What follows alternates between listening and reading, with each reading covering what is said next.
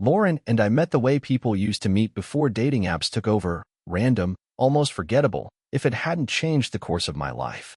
It was at a friend's birthday party, one of those nights where you don't expect much, just drinks, music, maybe a few laughs. I was standing by the kitchen island debating whether I wanted another beer when she walked in with a tray of cupcakes she'd baked from scratch. I said something dumb like, "Do you always bring dessert to strangers' parties?" And she replied, "Only if I want to be remembered." She had this easy confidence, not the loud kind, but the kind that made people lean in when she spoke. I was taken with her almost immediately. We ended up talking most of the night, nothing earth-shattering, just stories, jokes, bits of who we were. I found out she worked in HR for a small tech company downtown, had a cat named Milo, and hated small talk but loved people who could hold real conversation. After the party, I asked if she'd like to grab a coffee sometime. She said yes without hesitation. That was Lauren, decisive, clear, never one to dance around a maybe. We dated for a little over 2 years before we got married. Those years were full of movement and growth. We moved into a small apartment on the east side of the city, walked to local cafes on Sundays, and made a game out of trying every Thai place within a 10-mile radius. I was working as a project coordinator at a logistics company then, and she was moving up in her firm. We had this energy about us, like we were building something that mattered, not just a life but a partnership. The proposal wasn't elaborate. Just a quiet dinner at home, candles, her favorite wine, and me trying to keep my hand from shaking as I pulled the ring out of my pocket. She didn't cry. She smiled, kissed me, and said, "Finally." And that was that. No drama, no over-the-top fanfare, just two people who knew they wanted to keep choosing each other. Our wedding was small, on purpose. Just close family and friends in a garden venue outside the city. Lauren wore this simple, elegant dress with lace on the sleeves, and I remember thinking that I'd never seen her look more like herself. There was this moment during our vows where everything around us seemed to blur, just her eyes on mine, both of us saying, out loud, what we already knew deep down, that we were in this for the long haul. After the wedding, we honeymooned in Oregon, quiet cabins, morning hikes, and a lot of bookstore browsing. We weren't the 5-star resort types. We liked slow mornings and late-night talks and cooking dinner together with music playing in the background.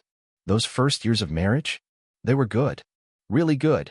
We learned how to live together, how to argue without cruelty, how to compromise and still stay ourselves. We laughed a lot, fell into routines that felt natural. She'd leave little notes in my coat pocket. I'd warm up her car on cold mornings. It was a life in motion, and I was proud of it. Proud of her. Proud of us. Marriage, for us, settled into a rhythm that felt comfortable without ever feeling dull. We weren't the kind of couple who threw big dinner parties or went on wild, last-minute road trips. But we had our own ways of keeping life interesting, our own pace, our own private little world. We'd been living in our current house for about 5 years now, in a neighborhood just far enough from the city to feel quiet but not isolated.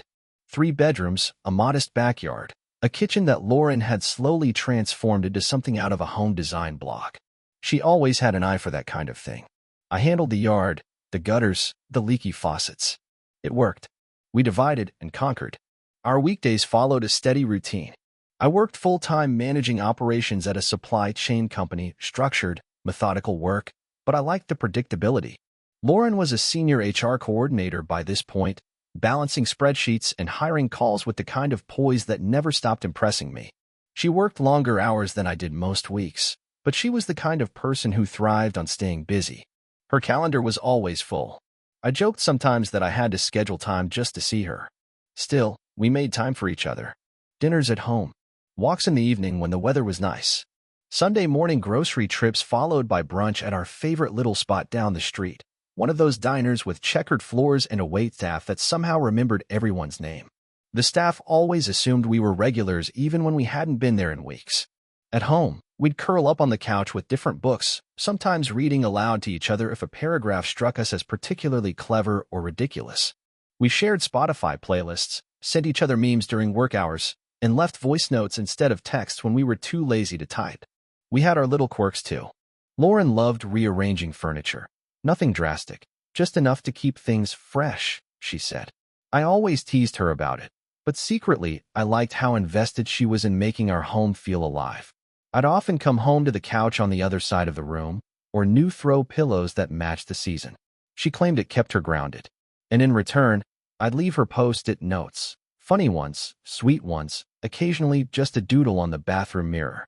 We weren't flashy or overly romantic, but there was an ease between us, a shared language built over years of being around each other's habits and moods. We could have full conversations with just a glance across the room.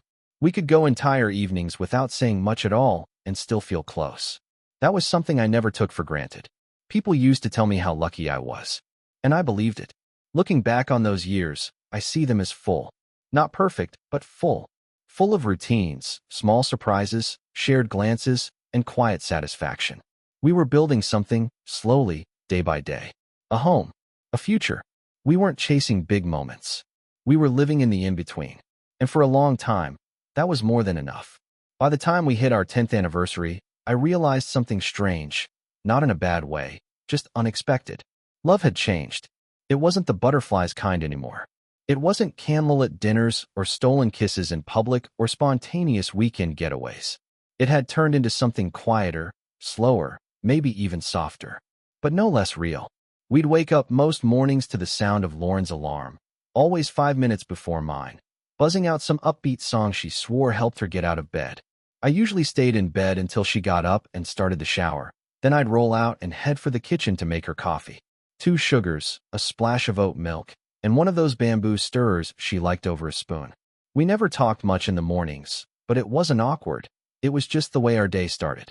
A shared silence. Comfortable. Weekends had their rhythm too. Saturday mornings were for errands, dry cleaning, groceries, the occasional home project that had lingered on our to-do list for too long. Lauren liked to put on music when we cleaned, something upbeat and old school, Fleetwood Mac, Billy Joel, sometimes early 2000s pop, when she was feeling nostalgic. She danced while vacuuming, always barefoot. I'd catch her mouthing the lyrics, occasionally twirling like no one was watching. And even after all those years, I'd still watch. Still smile to myself. Sunday evenings were for slowing down. She liked lighting candles, I liked grilling out back. We'd sit on the deck after dinner, drink in hand, and talk about the week ahead. Her work drama, my project deadlines, neighborhood gossip we swore we didn't care about, but always somehow knew. The dog from across the street barking at shadows. The kid next door practicing drums again. It was our world, and it felt just right. We weren't flashy with each other, but we were generous in the ways that counted. I'd leave the porch light on when she worked late. She'd tape little notes to the bathroom mirror when she left early for morning meetings. We'd take turns picking up dry cleaning, refilling the gas tank, buying the groceries, without ever needing to ask. We just looked out for each other. And then there were the shared habits that crept in over the years. Matching mugs from that trip to Asheville. Watching reruns of the same sitcom every night before bed, even if we both knew the punchlines. Falling asleep at opposite ends of the couch during movie nights. It was routine, yes, but it was our routine. Familiar. Stable. Ours. People would ask us sometimes what made our marriage work. Lauren always said, "We don't try to be perfect. We just keep showing up." I used to think that was a throwaway line, but the longer we were married, the more truth I saw in it. We weren't in the honeymoon stage anymore, but we were good. We were steady. And in a world where so many things spin out of control, that felt like enough. At least, I believed it was. Lauren told me she was pregnant on a rainy Thursday in March. She came home late from work, dripping wet, coat stuck to her, and just handed me the test like she couldn't say it out loud yet. No grand announcement. No social media-worthy reveal, just this quiet moment in the kitchen, the kind that hits you sideways. I didn't say anything at first, just stood there holding it, looking at the 2 lines like they were written in a language I hadn't learned yet. And then she said, "Are you okay?" Voice small, nervous, and I looked up and kissed her forehead and said, "Yeah, I really am." Pregnancy changed a lot of things. Not in a dramatic way, just gradually. We stopped traveling. We started budgeting differently. I gave up my home office so we could turn it into a nursery. Lauren threw herself into it like it was a design project. Every little piece had to match. The crib, the mobile, the curtain rods. She read all the blogs. Joined the forums. Half our kitchen counter was taken up by prenatal vitamins and baby name books. We found out we were having a girl at the 20-week scan. I remember holding Lauren's hand during the ultrasound, watching the tiny flickering shape on the screen, and thinking, I'm about to love someone I haven't even met. We named her Sophie. When Sophie was born, everything changed, but not in the way people warn you about. The exhaustion, yeah, that was real. The 3 a.m. feedings, the teething, the screaming fits that felt like they'd never end. But also the way Lauren softened. She'd hold Sophie against her chest and hum gently, almost like she forgot I was in the room. She was a natural mother. Calm, precise, nurturing. It made me fall in love with her all over again. I took on more around the house so she could rest. Diaper changes, bottle runs, stroller walks around the block when the fussiness kicked in. It wasn't hard. It just felt like the right thing to do. We were partners. That's what you do. As Sophie got older, our routines adapted. Lauren went back to work after a year on and off of maternity leave. We hired a part-time nanny to fill the gaps between our schedules. Evenings became a blur of homework, dinner prep, and keeping a curious toddler from destroying the living room. Some nights, Lauren looked wiped out, barely making it to bed. Other nights, she'd come alive again, dancing with Sophie in the kitchen or reading the same story 3 times in a row just to hear her giggle. I loved being a father more than I ever thought I would. It grounded me, gave everything more weight. Even the little things, lunches packed before sunrise, tiny shoes by the door, crayon drawings on the fridge, they all became part of what made our life feel full. Lauren and I still found time for each other, though it took more effort. Quick check-ins while Sophie was napping. Saturday mornings when we'd let her watch cartoons so we could sip coffee in peace. It wasn't romantic, necessarily, but it was real. We were a family. Looking back, that was probably the last time everything felt completely right. Not perfect, but intact. Looking back, I can't point to the exact moment things began to shift. Nothing dramatic happened. No blow-up fight. No late-night silence heavy with unspoken truths. It was quieter than that. Almost invisible, like the way autumn creeps in one breeze at a time before you realize the leaves have changed color. At first, I chalked it up to stress. Sophie had just turned 12, and between school projects, dance rehearsals, and the start of preteen mood swings, the house was buzzing nonstop. Lauren's job had picked up too, new clients, longer hours, weekend calls. I figured we were both just stretched thin. But even with all the noise, something started to feel off. It wasn't anything obvious, just little things. Lauren stopped talking to me the way she used to. I don't mean we weren't communicating. We still discussed dinner plans, schedules, Sophie's school assignments. But the conversations felt flat, like she was saying what needed to be said and then retreating into herself. She used to tell me everything. Now, whole days would go by without her mentioning anything personal at all. One night, I asked how her day went. She paused, like she had to remember where she'd been, then said, "Oh, just the usual meetings." That was it. No follow-up, no anecdotes. I remember sitting across the table from her, wondering when the usual became enough of an answer between us. She was on her phone more, too. Not obsessively, just deliberately, holding it closer, laughing at messages she didn't share.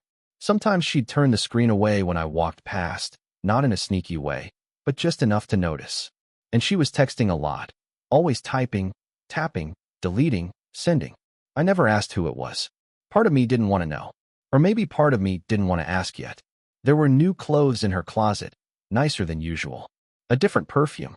She'd never been flashy, but suddenly she cared more about how she looked heading to work than she ever had before. I complimented her once, told her she looked amazing in this fitted green dress she'd never worn before, and she just gave me this tight smile and said, "Thanks. I needed a refresh."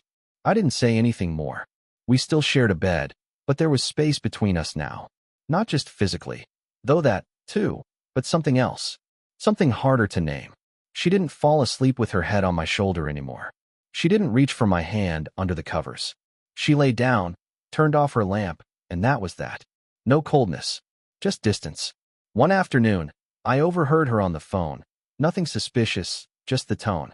Lighter, warmer. A voice I hadn't heard in a while. She ended the call quickly when she saw me walk in, smiled, and said, "Just Mara." And maybe it was.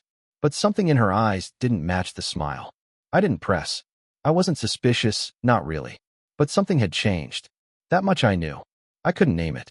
I couldn't explain it. But I felt it. The strange thing is, it wasn't fear I felt. It was loneliness. And that feeling, that was new. The thing about distance is that it doesn't always show up loudly. Sometimes, it arrives dressed as routine. You go to work. You come home. You eat dinner across from someone you know like your own breath. And one day, you realize they've stopped looking you in the eye when they talk. Not out of malice. Just absence. That's how it's been with Lauren lately. She's still here. Physically. Still folds the laundry. Still makes Sophie's lunch. Still brushes past me in the hallway with a half smile and a hey. But she's not here. Not with me. Not really. It's like she's already started detaching herself piece by piece, and I'm the only one still holding on. I tried to bring it up once. Just gently, late one night after Sophie had gone to bed and the house was still. I asked if everything was all right, if she felt like we were drifting. She didn't get angry. She didn't even act surprised. She just said, "We've both been busy. Life gets in the way sometimes, right?" Then she kissed my cheek and turned off the lamp like that settled it. And maybe she was right. Maybe it is just life. But I miss her. I miss the version of her who would sit on the kitchen counter while I cooked and read off random headlines from her phone. The version who used to leave sticky notes in my lunchbox with inside jokes only we understood. I miss the version who used to pause what she was doing just to wrap her arms around me from behind. Now, I get distracted smiles and polite nods. And silence. Sophie's picked up on it too. She hasn't said anything outright, but she's gotten quieter around us. More private.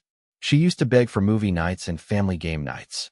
Lately, she's been retreating to her room, shutting the door. Sometimes, I hear her talking to Lauren in hushed tones behind that door, and I can't help but wonder if there's a version of the truth that only the two of them are sharing. Lauren goes out more now. Dinner with friends. Work events. Weekend yoga classes she used to skip. She always tells me where she's going, but never invites me. Not in a way that feels like an oversight, more like an intentional boundary. Last week, she stayed out past midnight for the first time in I don't even know how long. Said she lost track of time. Her phone was dead. "Mara dropped me off," she added quickly, unprompted. She smelled different. Not bad. Just not like her usual self. A new perfume again, maybe. Or maybe it was just that I hadn't been that close to her in a while. I still haven't accused her of anything. I don't have anything to accuse her of. I've never been the kind of guy to snoop through messages or track whereabouts. I don't want to be. I want to believe that we're just going through a rough patch, that maybe I've missed something, that this can still be salvaged. But there's this persistent feeling I can't shake. Like I'm standing in the middle of our life, and she's already packed her bags and left. I just haven't noticed the empty spaces yet. I still make coffee for her every morning. Still pick up her dry cleaning. Still remember the little things. Because I want to believe that matters. That maybe she'll see it. That maybe she'll come back to where we were. But lately, it feels like I'm the only one still trying. Lately, I feel like I'm living next to Lauren, not with her. We still move through the same spaces, share the same dinner table, sleep under the same roof. But the rhythm we once had, the shared glances, the small touches, the subtle reminders that we were still us, it's gone. Replaced by polite exchanges and the kind of stillness that makes you hyper-aware of your own breathing. She's busy all the time now. Always something on her plate. Sophie's schedule, work deadlines, gym classes she suddenly can't miss. It's not that I resent it. I know life gets hectic. But it feels like I've become a background character in her story. Someone she checks in with out of obligation, not affection. She started locking her phone. That one hit me harder than I expected. It's not about privacy. I've never cared if she had things that were just hers. But it used to sit unlocked on the counter, half forgotten while she cooked or talked or folded laundry. Now it's always with her. Always face down. Always silent. And the strangest thing? She's been nicer. Not warmer. Exactly. But careful. Measured. Like she's trying to keep things even. No arguments. No tension. Just clean, distant civility. It feels like someone trying to leave quietly without waking anyone up. The other day, I walked into the kitchen while she was texting. Her shoulders jumped just slightly, barely noticeable, but enough for me to feel it. She clicked her screen off, slid her phone into her pocket, and asked if I wanted tea. Like nothing happened. I said no. Sophie's been more withdrawn too. She and Lauren have always been close, mother and daughter in that deep, intuitive way that doesn't need words. But now they've developed this private current between them. They talk behind closed doors more. Whisper sometimes. Pause when I walk into her room. It's not that I think Sophie's keeping secrets from me, but I can feel she's keeping them with Lauren. The other night, we were all sitting on the couch, me in the middle, a movie on that no one was really watching, and I noticed that Sophie kept glancing at Lauren like she was waiting for some kind of signal. And Lauren? She just stared straight ahead, expression blank. Not bored. Just disconnected. There was a time I would have chalked it up to growing pains. A busy season. A temporary lull. But now, everything feels deliberate. I've started waking up in the middle of the night with this pressure in my chest. Not pain. Just a weight. Like my body knows something my mind isn't ready to admit. I'll turn over and see Lauren asleep beside me, her back to me, steady breaths filling the room. And I'll lie there wondering who she's dreaming about. I haven't said any of this out loud. Not to her. Not to anyone. There's nothing to accuse. No evidence. Just feelings. And I'm not proud of what they've turned me into. I double-check her tone when she talks. I watch her fingers when she texts. I try to listen for something beneath the surface, some clue, some crack. But all I hear is silence. And in that silence, something is coming undone. It happened on a Sunday afternoon. One of those slow, overcast days where you don't feel like doing much. I was in the garage, tinkering with an old bike that had been collecting dust since Sophie outgrew it. I wasn't fixing it for any reason, just needed something to keep my hands busy, my mind from wandering. Lauren had been quiet all morning, and Sophie was holed up in her room with her headphones on. The house was still, too still, in that way that always made me nervous now. I heard the footsteps before I saw them. Lauren and Sophie, side by side, standing just inside the doorway to the garage. I wiped my hands with a rag and looked up, expecting a question about dinner or maybe a grocery list. But the look on Lauren's face stopped me cold. She wasn't angry. She wasn't sad. She was composed. Like she'd rehearsed this moment in her head 100 times already. Sophie stood just behind her, arms crossed. I said in a way I'd never seen before. Like she was there for backup, not for comfort. Lauren took a breath and said, "We need to talk." I knew right then. Not the details. Not the depth. But I knew. She didn't draw it out. She didn't soften it. She just said it. "I've been seeing someone. For a while. And I'm moving in with him." I stood there, rag still in my hand, like I was holding on to something that could tether me to the floor. I couldn't speak. Couldn't move. I looked at Sophie, waiting for her to interrupt, to yell at her mom, to say this was insane, to run to me like she always used to when things didn't make sense. But she didn't. Instead, she looked me straight in the eye and said, "Dad, this is what's best. You're not happy. You just don't see it." I can't explain what that felt like. It wasn't just heartbreak. It was something deeper. Like someone had taken a chisel to the foundation of who I thought I was and started cracking it from the inside out. My wife had cheated. My daughter knew. And not only did she know, she agreed. She was leaving with her. Lauren started talking again. Something about how she didn't want to hurt me, how things had changed, how she had tried to make it work. I didn't hear most of it. My ears were ringing. My chest was hollow. I watched her mouth move, and all I could think about was the 15 years we'd spent building a life together, reduced to a conversation in the garage. "I didn't want you to find out like this," she said. "But she chose for me to find out like this." I think I asked who he was. I don't remember what she said. I just remember feeling the last bit of air leave the room when Sophie walked out ahead of her. No hesitation. No glance back. She rolled her small suitcase behind her like it was just another weekend trip. Lauren followed, carrying a duffel bag and wearing that same perfume I used to love. The door closed. I didn't move. The quiet that followed wasn't peaceful. It was the kind that creeps into your bones and sits there. Heavy. Final. I stood alone in that garage, holding a rag and staring at the space where they'd stood, and for the first time in my life, I had no idea who I was without them. I didn't move for hours after they left. I just sat there in the garage, still holding that useless rag, like if I kept gripping it hard enough, it would keep my hands from shaking. Eventually, the numbness wore off and something else took its place, something cold, something fierce.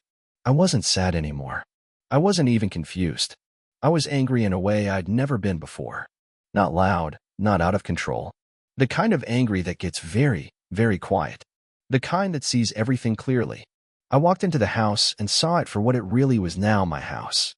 The pictures on the wall, the shoes by the door, the kitchen drawers she always insisted on reorganizing. They all looked like pieces of someone else's life left behind in mine. I started gathering everything she hadn't taken. Her books, her skincare bottles, her scarves, the throw pillows she bought without asking. I tossed them all into trash bags at first, but that felt too neat, too polite. So I stopped. Instead, I opened the bedroom window and started throwing them out, one by one. The sound they made when they hit the bushes below didn't satisfy me, but it did something. It made it real. I wasn't just abandoned. I wasn't just cheated on. I was disrespected, dismissed, forgotten. And Sophie, that part hurt worse than I can explain. Her words haunted me more than Lauren's did. You're not happy. You just don't see it. I kept thinking about the bike I built for her 7th birthday. The time she cried because her fish died and I stayed up with her for 2 hours, helping her write a goodbye letter. Every night I spent going over homework, driving her to dance practice, letting her fall asleep on the couch beside me with her head on my chest. All of that, erased with a single suitcase roll and a look that said I'd already been replaced. I went out to the driveway and stared at Lauren's car. The one I bought her 2 years ago, paid for outright in my name. She left it parked in my garage like she thought she could come back and pick it up whenever it suited her. I grabbed the spare key, got in, and drove it straight to a private storage lot across town. Changed the code. Signed it under my control. She wouldn't be getting it back. She could Uber her way to her new lover's place. Next, I called her family. Her sister first. Then her mother. Then her cousin, the one she always swore was too dramatic. I told them everything. Not out of spite, but because the truth deserves witnesses. Let them know who she really was. Let them hear it from me before she got to them with whatever half-version she planned to tell. To their credit, most of them were shocked. Her mother cried. Her sister swore at her through me. I didn't feel guilty. Not one bit. She chose this. She chose to destroy our home, and I wasn't going to let her do it in the dark. And Sophie. I didn't call her. I didn't text. I didn't even check to see where she was staying. I took her off the tuition payment plan that week. Removed her from the car insurance. Unlinked her from every account I'd ever added her to. I didn't do it to be cruel. I did it because I was done being used by people who clearly didn't see me as part of their lives anymore. She made a choice. I was just honoring it. People say forgiveness is freedom, that it helps you move on. Maybe that's true for some. But in that moment, forgiveness felt like surrender.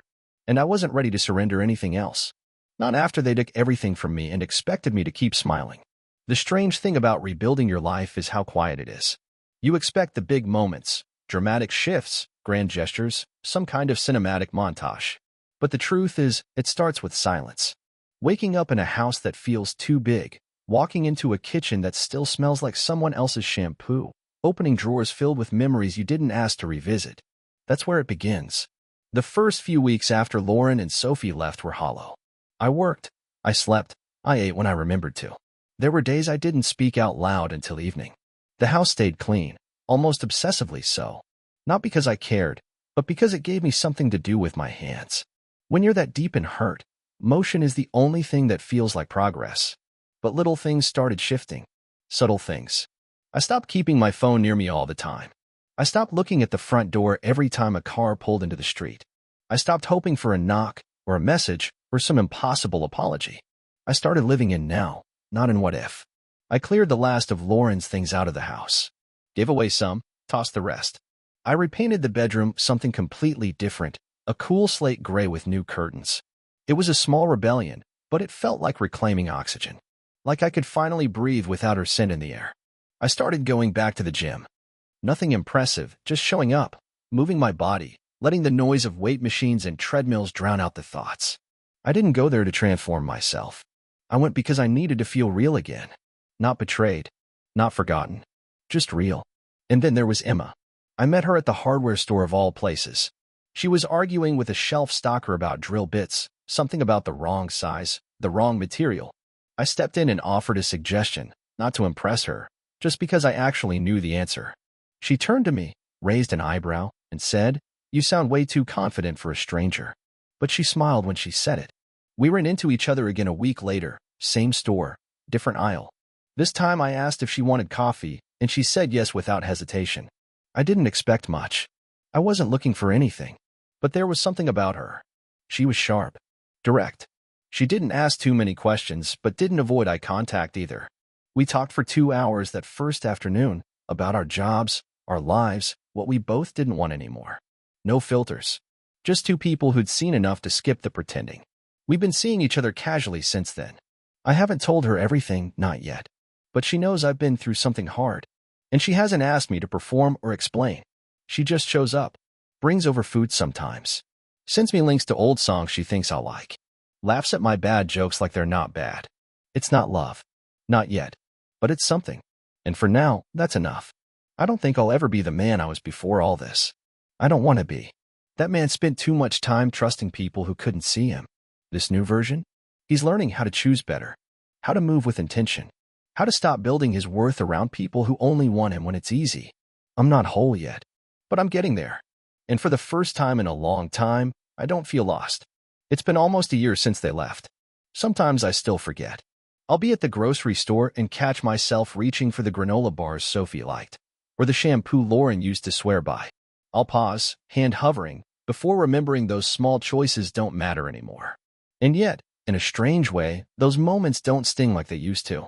They're just ghosts, echoes, reminders that I lived through something I never saw coming and came out the other side. People ask me if I've forgiven them. That's the question everyone loves, right? Have you forgiven? Have you healed? Have you let it go? The truth is, I don't think forgiveness always looks like what people think it should. I haven't forgotten. I haven't pretended it didn't change me.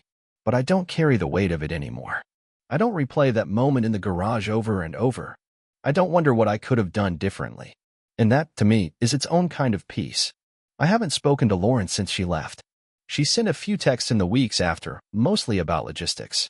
She never apologized. Not really. She just explained herself, over and over, like if she repeated her reasons long enough, they'd become acceptable. But betrayal doesn't need a justification. It just is. Eventually, I stopped replying altogether. Sophie hasn't reached out either. And that hurts in a different way. A quieter, deeper way. Some nights I still lie awake wondering what she tells herself about me. Whether she misses the man who raised her. Whether she believes the things she said that day. I used to imagine a future where she came back. Where we had a conversation that fixed something. But now, I've accepted that I might never get that moment. And even if it came, it wouldn't erase what happened. It would just be something we'd have to carry together, if she ever chose to come back. Emma's still in my life. We're not rushing anything. She's gentle with the broken parts of me. She doesn't try to fix them. She just sits beside them and waits. That means more than she knows. We laugh more these days. Sleep better. Make plans that feel small and manageable. Weekend hikes, coffee dates, secondhand bookstores. It's not flashy, and I like it that way. The house feels different now. Not empty, just quieter. Lighter. I've reclaimed the space. Moved furniture. Painted walls. Donated old things I used to associate with a different life. Sometimes I play music while I cook. Sometimes I read on the porch until the sun disappears behind the trees. It's not the life I thought I'd have at this point. But it's mine. And that matters. If there's one thing I've learned from all of this, it's that betrayal doesn't destroy you. It just strips away the illusion that love alone is enough to keep someone. What keeps people is choice. Daily. Deliberate. Lauren stopped choosing me a long time before she said it out loud. But I've started choosing myself. And slowly, carefully, I'm learning to trust that someone else will choose me, too. Not out of convenience, or escape, or guilt, but because they truly see me. This story didn't end the way I imagined. But it isn't over. And neither am I.